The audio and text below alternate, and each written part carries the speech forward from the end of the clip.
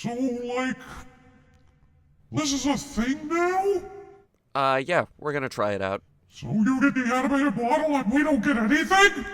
Yeah, that's the budget constraints. These things are expensive. How the heck are we syncing our lines up? Extremely carefully. So you wear glasses now? I got tired of sticking contact lenses in my enormous eyeballs. So we're just gonna abandon the movie because this is gonna screw up the styling, or...? We're gonna use the vectors for the damn movie, whenever we make the damn movie.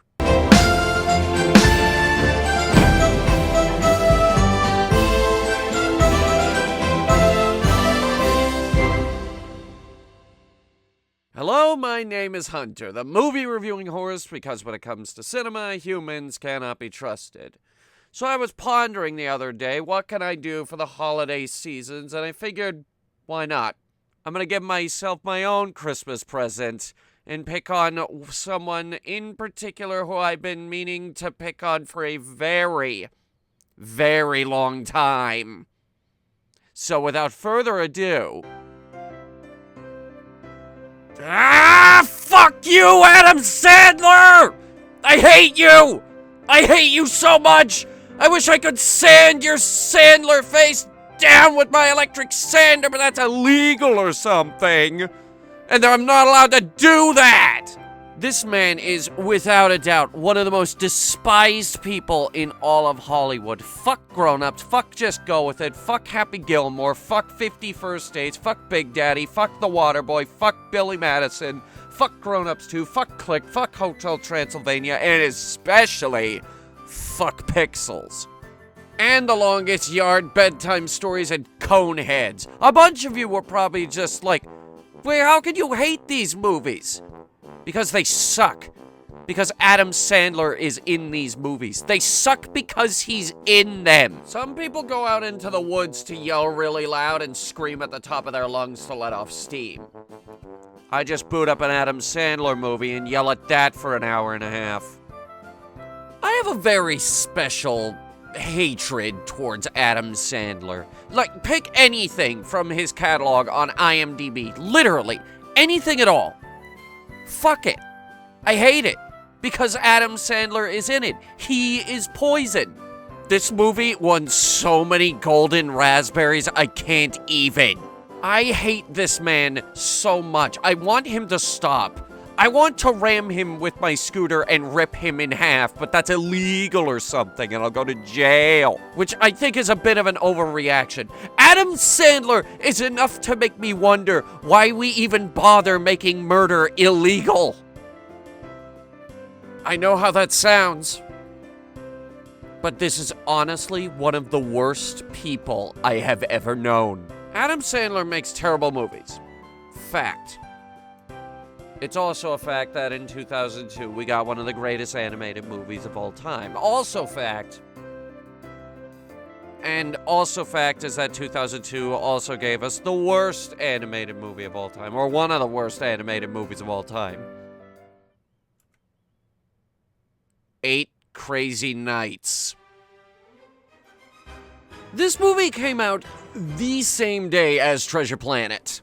Yes, it got a theatrical release, and no, it didn't make its money back either. I couldn't find anything on the trailer distribution for this movie. Only the production, because it was made by so many studios. Anvil Studios, A-Film, AS, Bartle Entertainment, Golden Bell Animation, Marina Motion Animation, Spaff Animation, Tama Production, Time-Lapse Pictures, Warner Brothers Animation, YR Studio. Yeah, I think I could see where this went wrong. This actually explains a number of talking points that I was about to hit up in this review. Directed by Seth Kersley, a director who's so little known that I can't find a Wikipedia page on him. Like, seriously, I have the movie page open. His name is right there.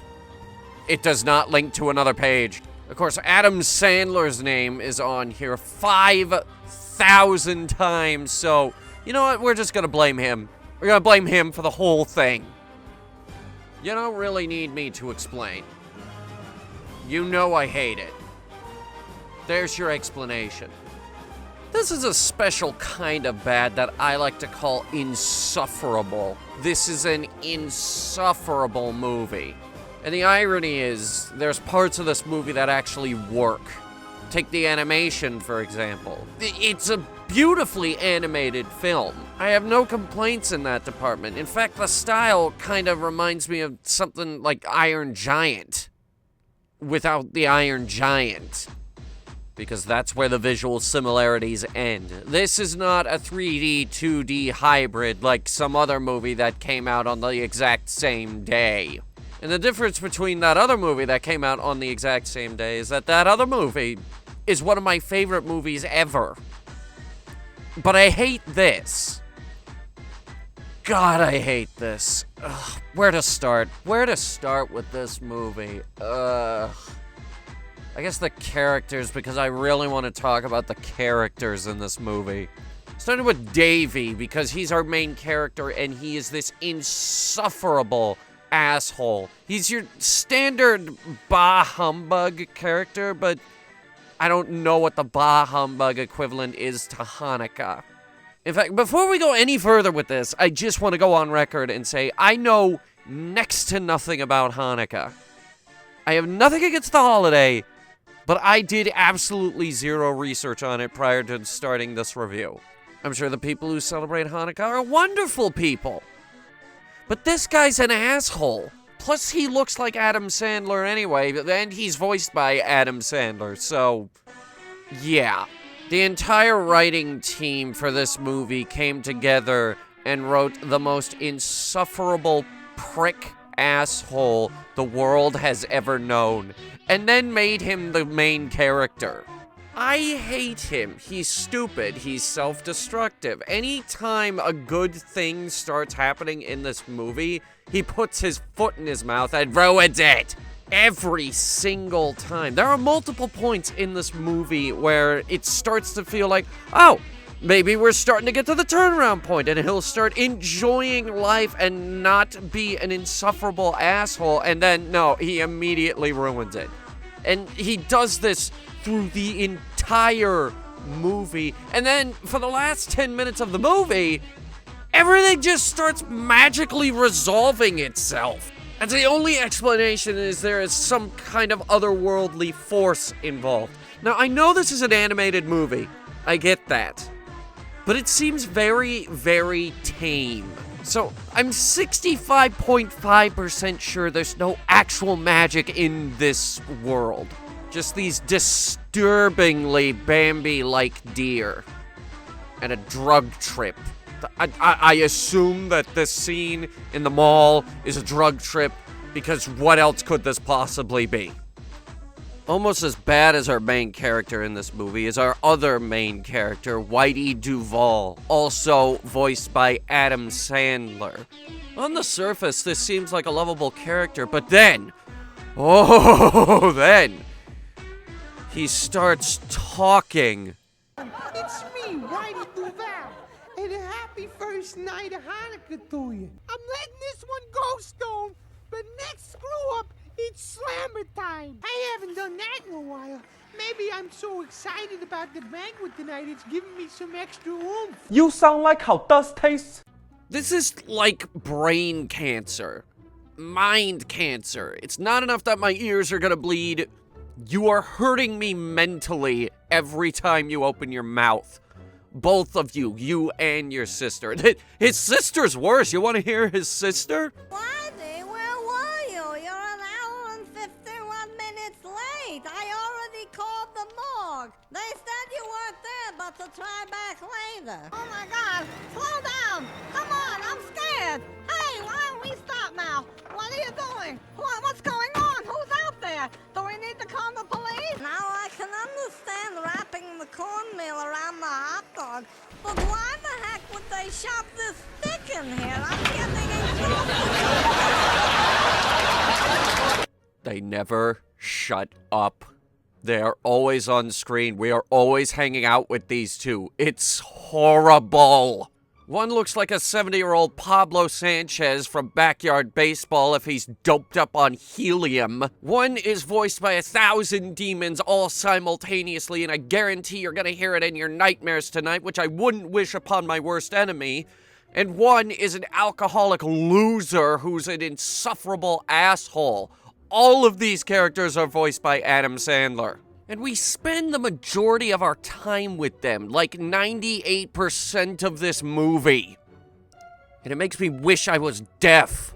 This is coupled in with our boilerplate holiday storyline, and the fact that I think this movie has a bit of an identity crisis.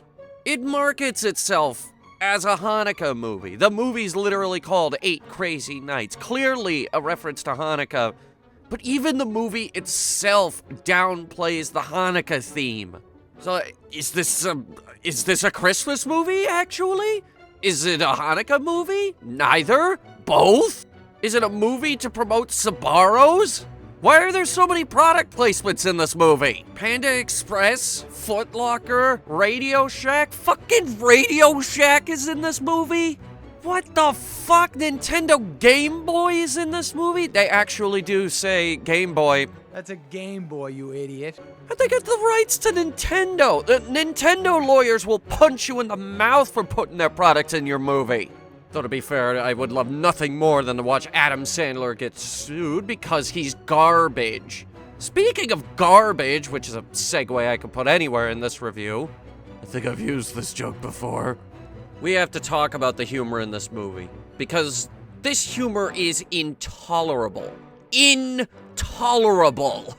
I actually want to throw up thinking about it. There's this one scene where he falls down the hill in a porta potty, and he walks out covered in feces, and then the deer have to lick that. I'm actually gonna throw up. I'm actually going to vomit. This is toilet humor to the extreme. It makes me sick. It actually makes me sick. And I come down very, very hard on toilet humor, just regular toilet humor as it is. I want to throw up, which is the biggest insult I could probably throw at a movie. And every other form of this humor is either depressing or really, really insulting. It's not enough that our main character can just say, bah humbug. No, he has to make everyone's life around him as miserable as he is, otherwise he will never be happy. And there are no less than 4 seizures in this movie. Like, the old guy is having a seizure in this movie. At least 4 times. And we're supposed to laugh at it. My grandmother died to a seizure, you assholes. Wait, no. It was a stroke. It was right around the holidays, too. This movie's not funny! None of this is funny! I don't think I laughed once through this whole movie! Why do people get excited for all of those holiday TV specials and all that other crap? The holidays are just filled with shit like this. Hallmark Channel makes 1,000 holiday movies a year, and all of them are garbage. Of course, this wasn't Hallmark Channel, this was Happy Madison Productions. I don't even know if this movie hit the Hallmark Channel. Actually, it definitely didn't, because this is a very raunchy movie. And the Hallmark Channel has been known for its overzealous censorship.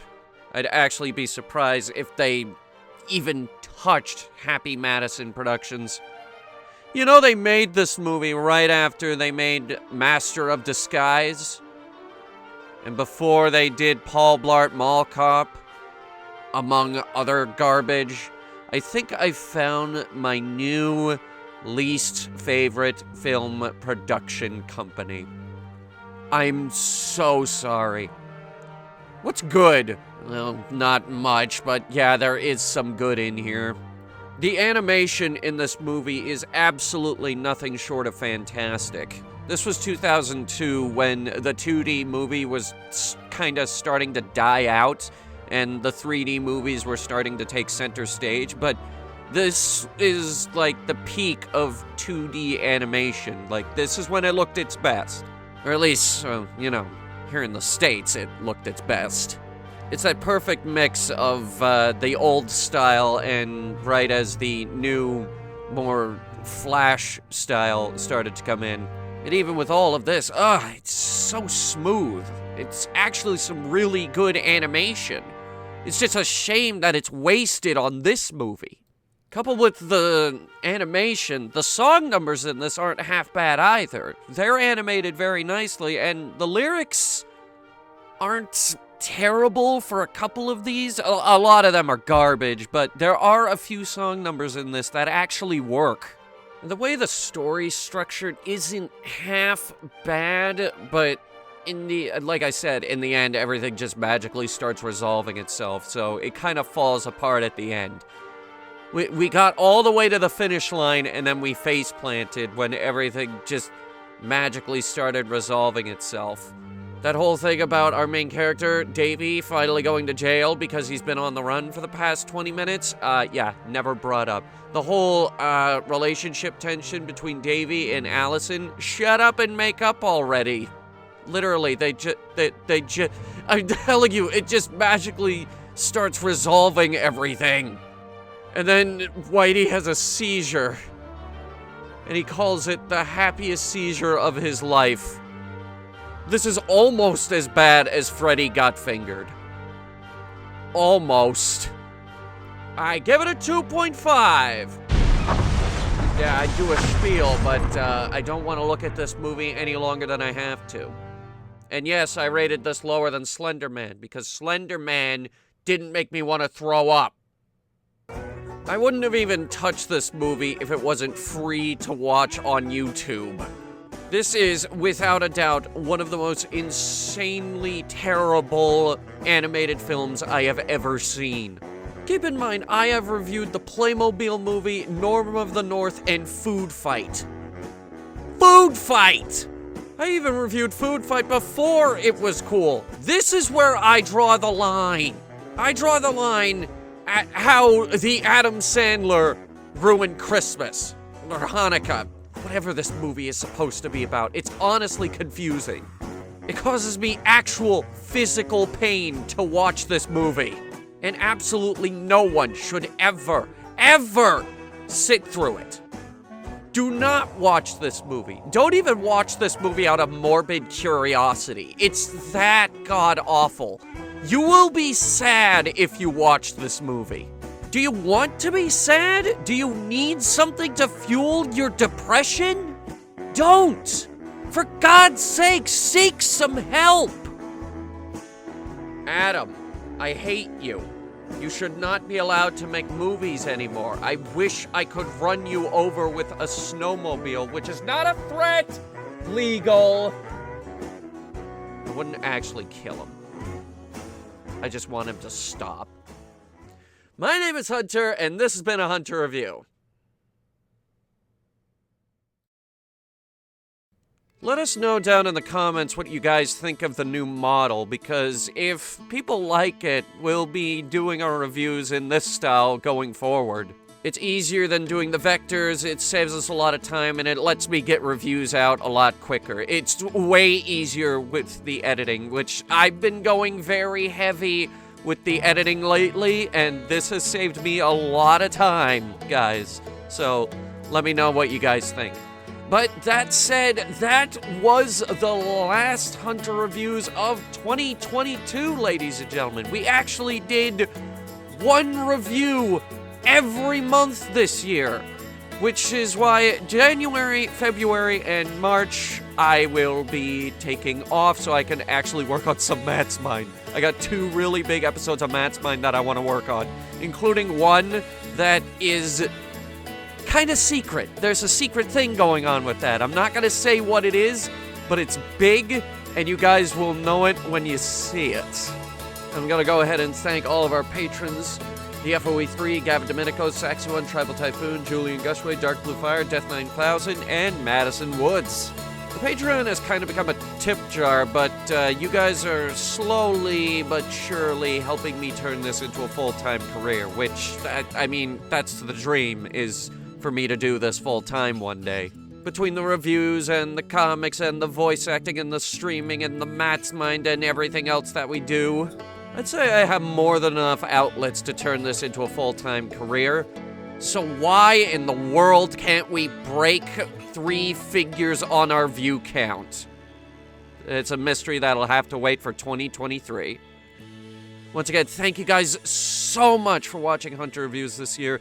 This has been, without a doubt, the biggest year ever for Hunter Reviews.